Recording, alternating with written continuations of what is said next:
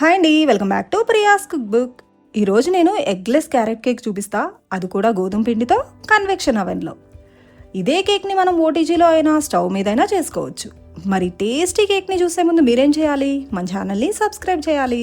పక్కనే ఉన్న బెల్ ఐకాన్ని క్లిక్ చేశారంటే నేను అప్లోడ్ చేసే ప్రతి వీడియో నోటిఫికేషన్ మిస్ అవ్వకుండా మీకు వచ్చేస్తుంది. ఫస్ట్ ఈ కేక్ కోసం 1/2 కప్ గోరువెచ్చటి పాలను తీసుకుని వాటిలో 1/2 టీ స్పూన్ వెనిగర్ని వేసుకున్నాను. దీన్ని కలుపుతుంటేనే పాలు విరిగిపోతున్నాయి చూడండి. దీన్ని ఇలానే కలిపి 5 నిమిషాలు పక్కన పెట్టుకోండి. ఇప్పుడు మైక్రోవేవ్లో కన్వెక్షన్ మోడ్కి ప్రీ హీట్ పెట్టుకోవాలి. అది ఎలానో డీటెయిల్డ్ వీడియో ఆల్రెడీ నేను ఛానల్లో పెట్టాను. చూడకపోతే చూడండి, లింక్ను కూడా నేను డిస్క్రిప్షన్లో ఇస్తాను. ఇంక ఇప్పుడు సింపుల్గా చెప్పాలంటే కన్వెక్షన్ బటన్ని 7-8 సార్లు ప్రెస్ చేశారంటే కన్వెక్షన్ మోడ్లో 180 డిగ్రీస్ వస్తుంది. అప్పుడు స్టార్ట్ కొట్టండి. ఇది ప్రీ హీట్ అయ్యేలోపు మనం బ్యాటర్ని రెడీ చేసేసుకోవచ్చు.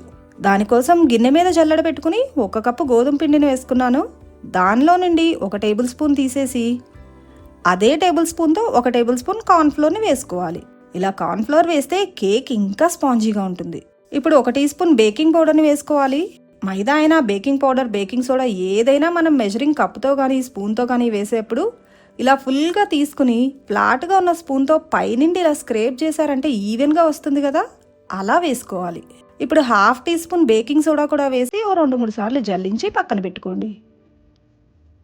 ఇప్పుడు వేరే గిన్నెలో 1/2 కప్పు ఆయిల్ని వేసుకుని నేను 3/4 కప్పు పంచదారని తీసుకున్నాను. పంచదారని మెజర్ చేసుకున్న తర్వాత దాన్ని మిక్సీలో వేసి పొడి చేసుకున్నా. ఆ పొడిని ఫస్ట్ ఒక 1/2 కప్పు వేసి కలిపాక తర్వాత ఇంకో 1/4 కప్పు వేసి కలుపుకున్నాను.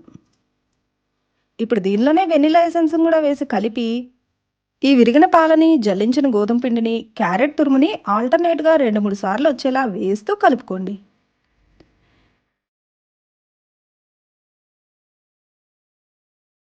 ఇలా మొత్తం కలిపాక బ్యాటర్ కన్సిస్టెన్సీని చెక్ చేసుకుని మరీ గట్టిగా అనిపిస్తే 2 టేబుల్ స్పూన్ల పాలను వేసి కలుపుకోవాలి.